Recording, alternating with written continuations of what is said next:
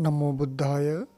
ये कहानी है श्रावस्ती में रहने वाले एक महिला की, जिसका नाम पति पूजक रखा गया था। वह अपने पति का बहुत अच्छा से सेवा करती थी। इनके स्वभाव को देख करके समाज के लोगों ने इनका नाम पति पूजक रख दिया था। वह बहुत ही श्रद्धावान महिला थी। वह रोजाना जेतवन विहार में जा कर के भिक्षुओं को भोजन दान दिया करता था और विहार के प्रांगण को साफ सुथरा करती थी। वह रोजाना इसी भांति पुण्य कार्य करती थी और वहाँ सदैव प्रार्थना यह किया करती थी कि मेरा अगला जन्म फिर से तावतीन से देवलोक में हो और मालभारी के पत्नी के रूप में हो, क्योंकि वह महिला पूर्व जन्मों को देख सकते थे और यह पुण्य पाने कारण वह सदैव यही प्रार्थना किया करती थी।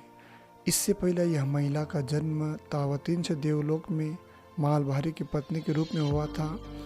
तावतीन से देवलोक यानी बहुत ही सुख सुविधा वाला, बहुत ही आनंदमय रहने वाला देवलोक है। इसीलिए वह चाहती थी कि मेरा फिर से जन्म वहीं पे हो। हालांकि यहाँ पे भी अपने पति का बहुत अच्छे से सेवा करती थी, लेकिन रोजाना इसी भांति प्रार्थना किया करती थी। एक दिन यह महिला बहुत बीमार हुआ। बीमार होने के बाद यह महिला मर जाती है। मरने के बाद सीधा जन्म इनका तावतीन से देवलोक में होता है। वहाँ पहुँचता है तो वह देखती है कि मालभारी का सेवा अन्य दासियाँ कर रही है, तो वह मालभारी के सम्मुख पहुँचती है। मालभारी जब उसको देखता है तो कहता है कि अरे तुम सुबह से दिखाई नहीं दे रहे थे, कहाँ गई थी? तो यह कहती है कि मेरा मृत्यु हो गया था। मृत्यु पश्चात मेरा जन्म मनुष्य लोक में हुआ था, श्रावस्ती में हुआ था। वहाँ पे मैंने 9 महीना तक माँ के कोख में रहा। फिर मेरा 16 वर्ष की आयु में विवाह कर दिया गया। विवाह के बाद 4 पुत्र को मैंने जन्म दिया।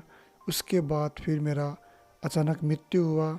मृत्यु होने के बाद मेरा फिर से जन्म यहीं पे आपके पत्नी के रूप में हुआ है। तो वह कहते हैं कि अरे इतना कम आयु होता है मनुष्य का? क्या वे लोग कुछ पाप पुण्य भी करते हैं या धर्म में विश्वास करते हैं? ऐसा मालभारी पूछता है तो वो कहती है कि नहीं, ऐसा तो कुछ नहीं है। सारे मनुष्य जाति में इक्का दुक्का लोग को छोड़ करके सारे लोग अपने आप को अजर अमर मानते हैं और बहुत ही अहंकार और क्रोध के जीवन जीते हैं। तो मालभारी चौंक जाता है। वह मन ही मन सोचने लगता है कि इतने कम आयु पाकर भी यह मनुष्य अपने आप को इतना अहंकार में क्यों डाल रहा है, इतना मूर्खता में क्यों डाल रहा है, अपने आप को इतना मूर्ख क्यों बना रहा है। इससे बेहतर होता कुछ पुण्य के कार्य करके अपने आप को अच्छा जीवन देता। शाम को वह भिक्षुए भी सुबह से देख रहा था कि बिहार की साफ सफाई नहीं हुआ है। तो शाम के लोग चर्चा करने लगते हैं कि बिहार की आज साफ सफाई नहीं हुआ है, क्या कारण है। तो पता चलता है कि पति पूजक की मृत्यु हो गया है। तो ये लोग यही चर्चा, यही बात भगवान बुद्ध को बताते हैं। ऐसा है, पति पूजक जो है मर गया है, इनका देहांत हो गया है, इनका जन्म कहाँ हुआ है। तब भगवान बुद्ध कहता है कि अरे पति पूजक तो बहुत ही श्रद्धावान महिला थी, बहुत ही पुण्यवान महिला थी, इसीलिए इनका जन्म तावतीन से देवलोक में हुआ है। वह पूर्व के जन्मों को देख सकती थी, इसीलिए पुनर्जन्म में भी वह मालभारी के पत्नी के रूप में जन्म लेने का प्रार्थना किया है। इसलिए उनका जन्म फिर से तावतीन से देवलोक में मालभारी की पत्नी के रूप में हुआ है, ऐसा कहता है। भिक्षु अचंभे में पड़ जाते हैं, इतना शक्ति, इतना योग्यता यह मालभारी के पत्नी में कैसे आया है? कौन सा पुण्य किया है जो अपने पूर्व जन्मों को देखकर और फिर से प्रार्थना करके अच्छा लोग देवलोक में इनका जन्म हुआ है?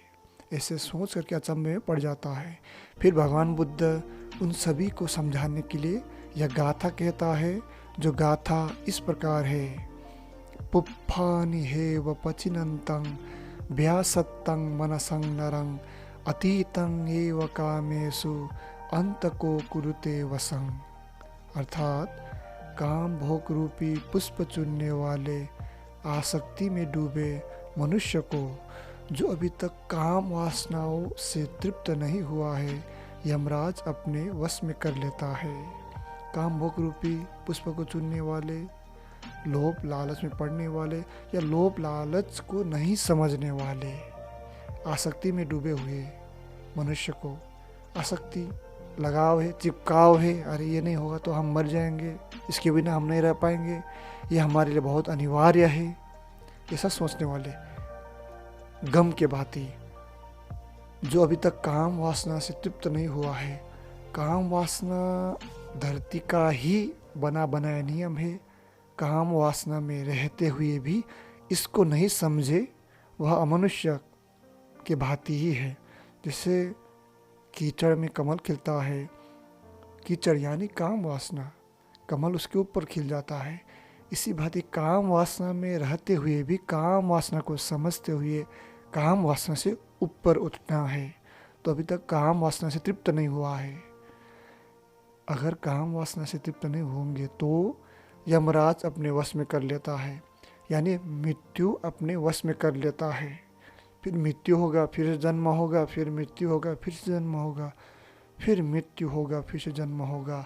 ये सिलसिला चलता रहेगा। इसीलिए इसको समझना ही धर्म, ध्यान, यह आध्यात्म का उद्देश्य है।